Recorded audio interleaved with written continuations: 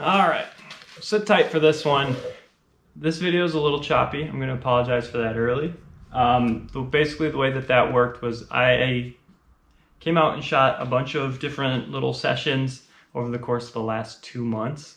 Life kind of got in the way from having one consistent job done, I guess you could say. First thing I did is I took out all the wiring.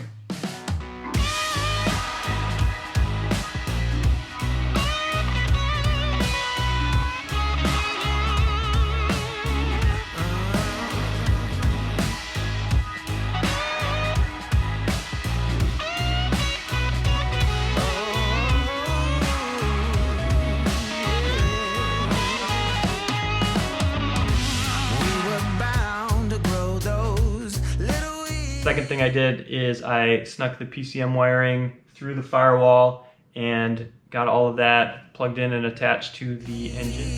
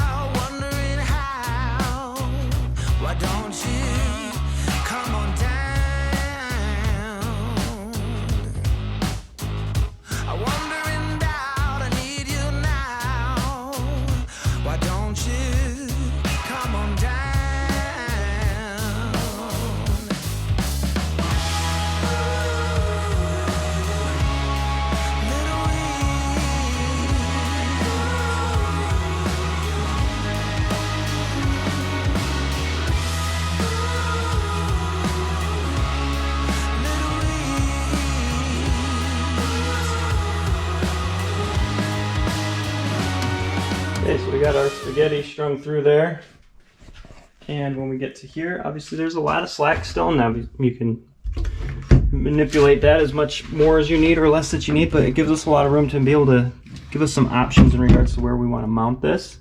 I'm thinking some type of mount, maybe I don't want to do necessarily right under this because that will leak, but something in regards to the cowl or the firewall here still. So we'll figure out exactly where that's going to go, but fuse box as well. Like I said, lots of options with that. Now when it comes to where'd it go, when it comes to the PSI little install manual thing that they give you, it does a nice job of kind of talking out everything there. Also in this, it has a nice diagram of everything that is happening there. Also, all of these use basically different plugs, so for the most part it's kind of just plug and play. Shouldn't be too terribly bad. So let's start plugging away at some of these. Plugging away. Let's start getting some of these done and see where we get.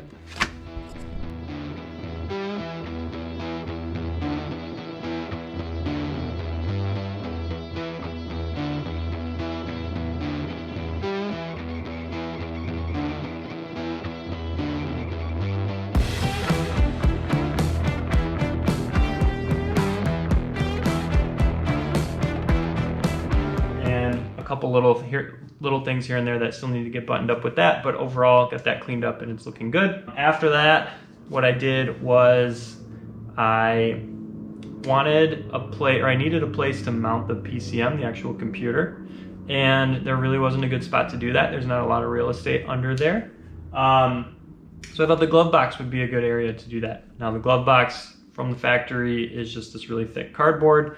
I didn't feel that that was going to be secure enough. Plus it goes really, really deep, and it's actually a pretty big glove box. I just don't need that big of a glove box. So we fabricated up a nice sheet metal glove box there. It's about 2.5 inches deep, which is, you can put envelopes and registration in there.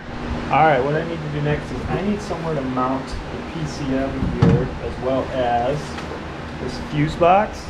I want to keep the fuse box a little more accessible, but this doesn't really, once it's in, doesn't really need to be accessed too much. So I want to do a sheet metal compartment here for the glove box. And I want to be able to mount this to the back of it like that. I think that's going to be the best use of the space. And I don't really need to hold a lot in here. Maybe, you know, just obviously my registration insurance. But beyond that, I don't really need anything in there. So I might regret that, but it's all going to be removable. I'm going to make it all attached to these flanges on the inside here. So let's get going on that.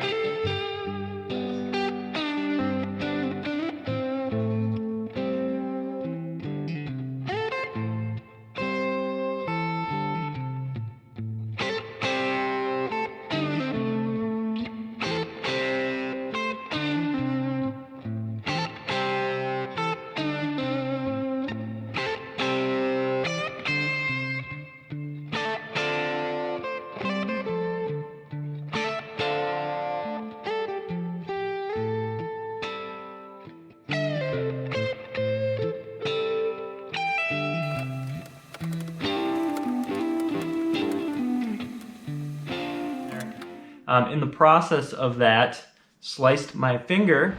Right as I was getting ready to finish this thing up, I sliced the hell out of my finger.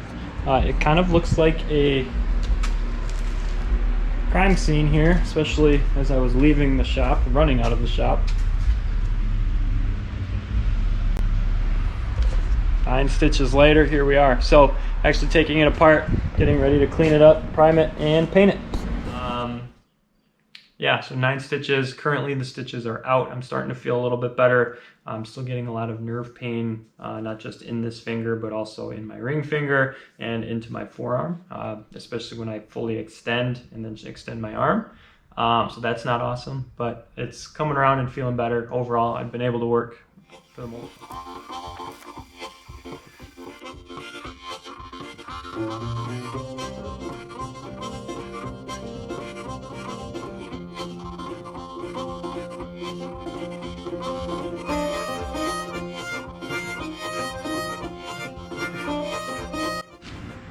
Alright, it's completely in primer, riveted together, which you can see here. And then what we're going to do is we're going to do rib nuts here, here, here, and here, here, here, here, and here. And that's going to bolt into the outer part. And then these little holes, the screws that hold the door to the glove box will go there. So I have the back painted in black. It's more of a matte finish-ish. It's more of a satin, I guess. Not as much gloss.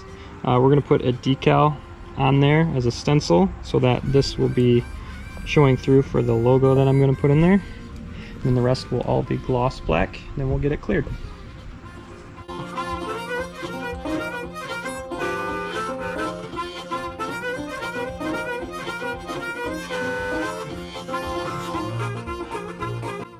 Okay, we just got to mount the PCM to the glove box. I took a roll of the toolbox liner and adhered it onto there so that there's no metal to metal vibration on that. And then we will run these 1.25 inch, I believe, or 1 inch 10 by 32 screws into the back of that through here, and we'll get that mounted.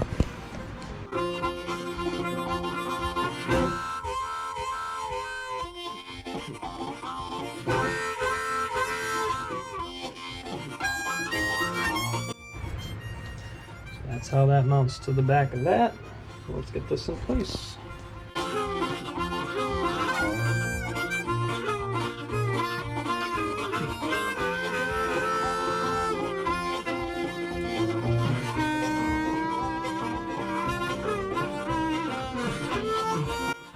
Alright, so we got that done. Pop that open. Just enough space for registration or anything along those lines. See here. You can see it's real subtle in there. I like that. And also, when we come on the back side here, that PCM is mounted nice and secure, not going anywhere. So now, just got to work on the fuse box that comes with that. Not the full chassis fuse box, but the PCM in the engine compartment portion.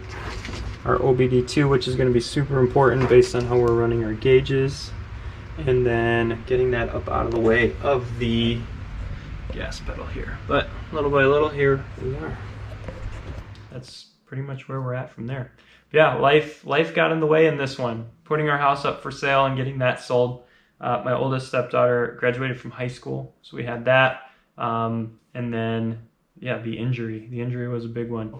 I don't know how all this is going to get edited, but enjoy what you see, and I will make the next one a little bit more cohesive as we continue to move on with wiring this truck. Yeah, we'll get the rest of this truck wired and hopefully get it fired up here relatively quickly. So, see ya.